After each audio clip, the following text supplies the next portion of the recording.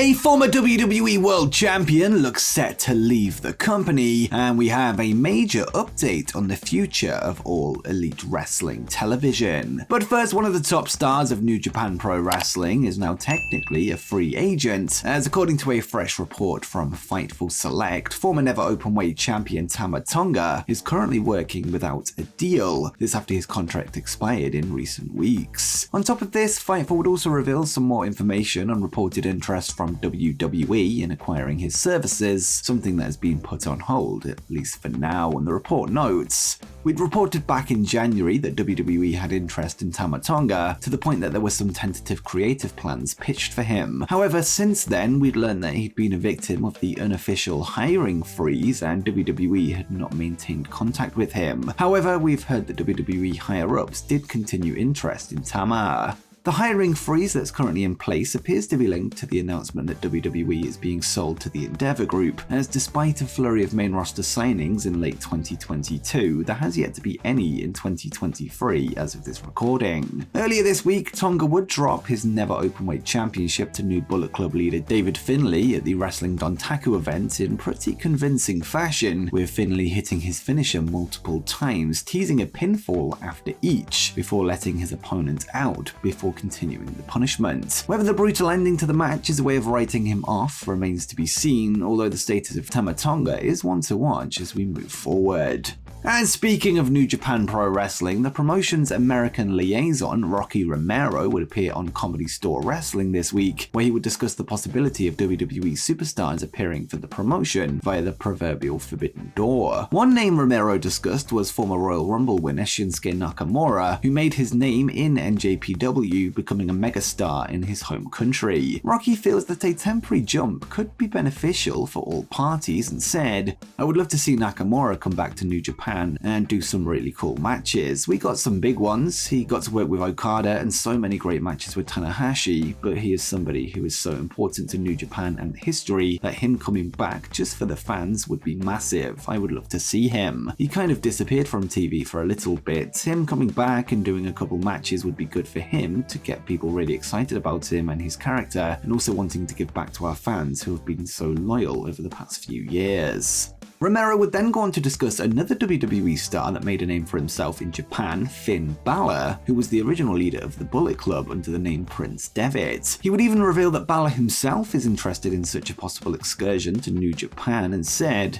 "I've had a couple of fun conversations with him over the last couple of years of like him kind of fantasy booking. I'm going to talk to Triple H and see if there's an opportunity to come back." This was years ago. Just come back and do a couple of matches and reheat himself up before going back to WWE. I definitely think there's a value in that for somebody at that level who has been there for a few years. Just heat them up by sending them out of the country and doing something really cool. Whilst for now, any official trades between WWE and NJPW are unlikely due to the latter's current relationship with AEW, the company would allow Carl Anderson to work there for a short time after signing him back, and Triple H would also let the aforementioned Shinsuke Nakamura wrestle as part of Great Muta's retirement tour under the Pro Wrestling Noah banner. This is part of an agreement to induct the legend into the WWE Hall of Fame, so perhaps there is business to be had somewhere down the line. Following the recent Vince McMahon sexual misconduct allegations within WWE, a lawsuit was filed against the chairman of the board by investors over money spent by the company in order to conduct an investigation. Well, according to a new report from Bloomberg Law, the case has now been closed this after McMahon agreed to repay the company the $17.4 million spent to investigate the claims, and the report notes,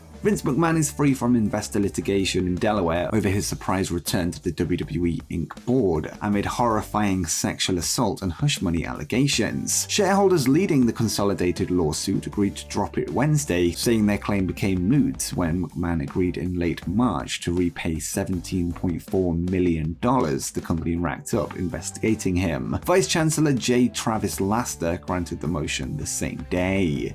And speaking of legal outcomes, Philip Thomas, the man that broke into the home of WWE superstar Sonya Deville in August 2020, was sentenced to 15 years in prison, followed by 15 years of probation earlier this week, this after pleading guilty to multiple charges, including attempted kidnapping, aggravated stalking, and armed burglary. Following the news, Deville has now taken to Instagram to release a public statement on the matter, thanking those that have supported her during this long journey to justice, and she would write, Thank you to everyone who has reached out today. After almost 3 years, we finally got some closure last week. I am happy and healthy and have amazing people by my side. To say it's over feels odd, but I am beyond grateful for the support and help I received over the past 3 years from HCSO, Tampa PD, to everyone in the courts, attorneys, friends, security, and so many more. I have a lot to say pertaining to this situation, which I feel can help a lot of people in similar situations now that the legalities are over, but for now, thank you.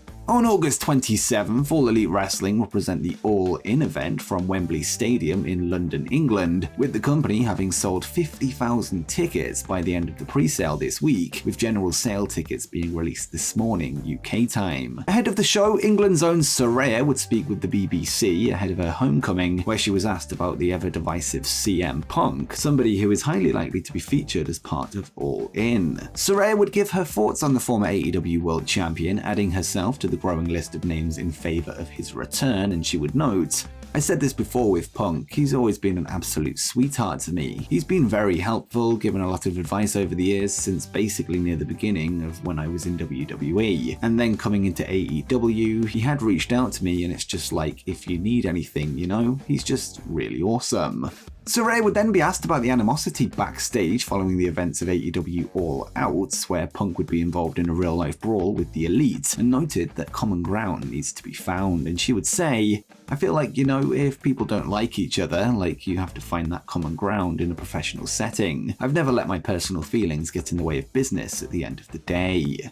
Earlier this month, Fightful Select would report that the WWE contract of Drew McIntyre expires sometime within the next 9 months, with the two parties far apart on terms over a renewed deal. This was then followed by news this week that McIntyre had been pulled from advertising for the upcoming Money in the Bank event in London, England, which is a surprise given his popularity across the pond. Well, in a fresh report coming from today's Wrestling Observer newsletter, Dave Meltzer is reporting that there is an expectation internally that Drew could become a free agent in the near future, with him perhaps set to wrap his time with WWE up in the coming weeks or months, and he would write, "Drew McIntyre right now is working with the idea there's a good chance he's finishing up in WWE. He could do a big program for the title and finally leave. He will be out of action for a few more weeks. Nothing has changed regarding his contract status." All Elite Wrestling are reportedly set to introduce a brand new weekly television show to their schedule, AEW Collision, which is said to be coming to the TNT network on Saturday nights in a primetime slot. The debut of the show will reportedly take place at the United Center in Chicago, Illinois on June 17th, which will feature the long-awaited return of CM Punk, with an official announcement expected at the Warner Discovery Upfront later this month. In an update to plans of a roster split between AEW Dynamite and Collision, given backstage heat involving certain talent, Dave Meltzer would provide an update on how this could work in today's Wrestling Observer newsletter, with him writing,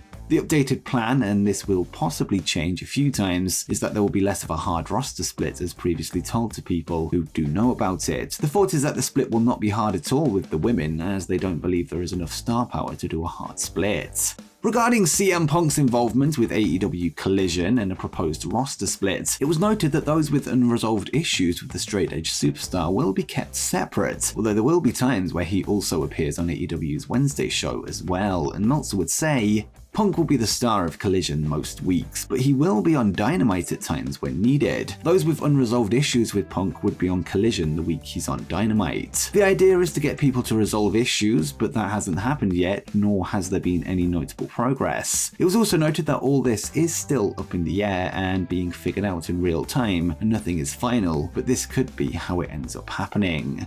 The report would also reveal how the introduction of a new show and the recent cancellation of AEW Dark and Dark Elevation will affect Friday Night Rampage and Ring of Honor, and the Observer notes, "Rampage will turn into what Dark and Dark Elevation were, more to showcase younger talent. The idea right now is for Dynamite and Rampage to tape together on Wednesday nights and Collision and ROH to tape together on Saturday nights."